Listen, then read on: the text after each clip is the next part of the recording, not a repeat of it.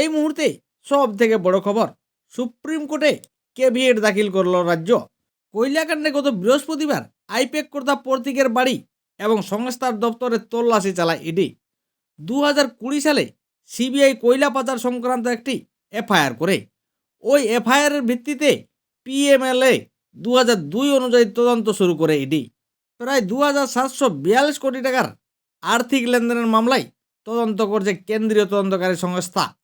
তাদের অভিযোগ, এই টাকার একটি অংশ হাওলা মারফত আইপ্যাকের কাজে ব্যবহৃত হয়েছে, বিশেষত গোয়ায়।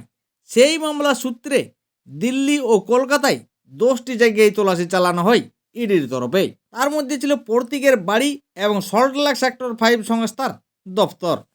ইডির দাবি, তল্লাশি চালানোর সময় file, laptop, mobile, hard disk ও গুরুত্বপূর্ণ নথিপত্র জোর করে পুলিশে নিয়ে যায়।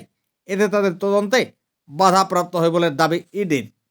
এরপরে ইডি গত শুক্রবার মুখ্যমন্ত্রীর বিরুদ্ধে কলকাতা হাইকোর্টের দ্বারস্থ হয়। তারপর পাল্টা হাইকোর্টে মামলা করেন রাজ্য সরকারও। শুক্রবার ওই দিন মামলার শুনানি হওয়ার কথা ছিল বিচারপতি সুব্রা ঘোষের এজলাসে, কিন্তু সেদিন আদালতে বিশৃঙ্খলার জেরে 14 জানুয়ারি পর্যন্ত মুলতবি করে দেয় কলকাতা হাইকোর্টের বিচারপতি সুব্রা ঘোষ। এরপরেই রাজ্য সরকারের আশঙ্কা হয় ইডি ওই মামলা নিয়ে সুপ্রিম কোর্টে যেতে পারে। সেই কারণেই সুপ্রিম কোর্টে কেভিয়েট দাখিল করল রাজ্য, যাতে সেখানে ইডির বক্তব্য একতরফাভাবে না শোনা যায়। সেই জন্যই কেভিয়েট দাখিল করল রাজ্য।